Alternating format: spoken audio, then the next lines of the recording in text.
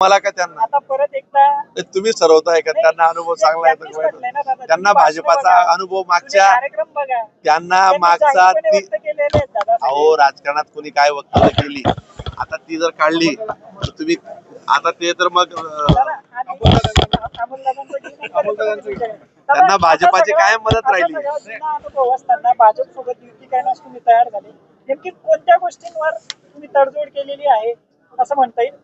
पहिले तर तुमचा प्रश्न असा आहे की जुना अनुभव तुम्हाला भाजपचा किंवा भारतीय जनता पार्टीचा खराब आहे असं जर आपण म्हणत असाल तर ते अत्यंत चुकीचं आहे. कारण की काही ठराविक मुठभर पदाधिकारी किंवा काही विशिष्ट पदाधिकारी म्हणजे भारतीय जनता पार्टी नसते.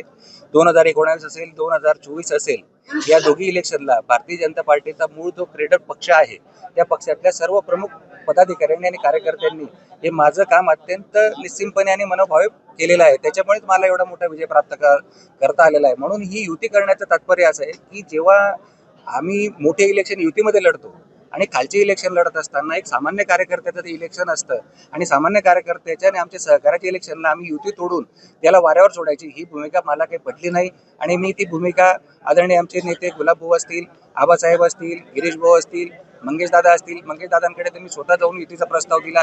दादांनी देखील त्याला मान्यता दिली आणि मान्यता दिल्यानंतर आम्ही एक सामंजस्याने ठरवलं की कोणत्याही कार्यकर्त्यावर अन्याय न होऊ देता आपण आपल्या भूमिका क्लिअर ठेवून पारवायचे नगराध्यक्ष पदाची जागा ही शिवसेनेला सोडली, एरंडोलची जागा ही आपण त्या अनुषंगाने बीजेपीला सोडली आणि खालची जी जागा वाटपची चर्चा आहे ती देखील आम्ही स्थानिक पातळीवर बसवून सर्व स्थानिक नेते मंडळी बसवून लवकरात लवकर आम्ही त्याच्यावर तिला आम्ही सोडू. उमेदवारांचं नाव सांगता येते संभाव्य उमेदवार नाही, माझं सांगू शकतो, भाजपचा नाही सांगू शकणार. माझ्या पक्षातर्फे पारवळ्यातून आम्ही आमचे जुने सहकारी आहेत चंद्रकांत पाटील म्हणून माजी नगराध्यक्ष त्यांची उमेदवारी आम्ही देतोय. नाही, ते प्रत्येक पक्षाची ही विशिष्ट आचारसंहिता असते. त्यांच्या पक्षाचं एरोनला आमचे डॉक्टर आहेत तिथं डॉक्टरांचं नरेंद्र ठाकूरजी आम्ही त्यांनाच उमेदवारी तिथे देतो. म्हणजे तिथला पण आमचा उमेदवार जवळजवळ हा निश्चित आहे. पण त्याची आम्हाला वरतून परवानगी घ्यावी लागेल. परवानगी आल्यानंतर त्याची आम्ही अधिकृत घोषणा आम्ही तिथे करू.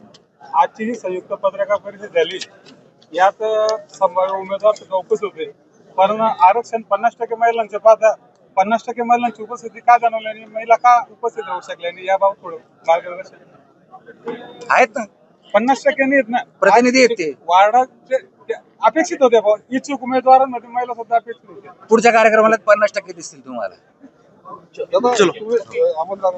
राष्ट्रवादी आज या ठिकाणी भाजपाने तर त्यांची भूमिका स्पष्ट केली.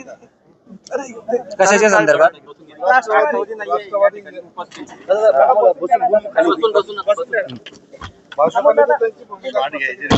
जर राष्ट्रवादीने युती संदर्भात जर एक पाऊल पुढे टाकलं तर तुमची भूमिका काय असेल शिवसेनेची?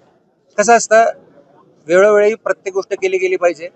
ज्या वेळेला आम्हाला एकमेकांना प्रस्ताव द्यायचे होते त्यावेळेला भाजपा आणि शिवसेनेने एकमेकांना प्रस्ताव दिले, ते प्रस्ताव ऍक्सेप्ट झाले आणि त्याच्यानुसार युती झाली. आजपर्यंत माझ्याकडे किंवा दादांनी सांगितल्याप्रमाणे भारतीय जनता पक्षाकडे राष्ट्रवादी अजित पवार पक्षाचा कुठलाही प्रस्ताव आमच्याकडे आलेला नसल्यामुळे आम्ही त्या युतीवरती आता विचार करू शकणार नाही.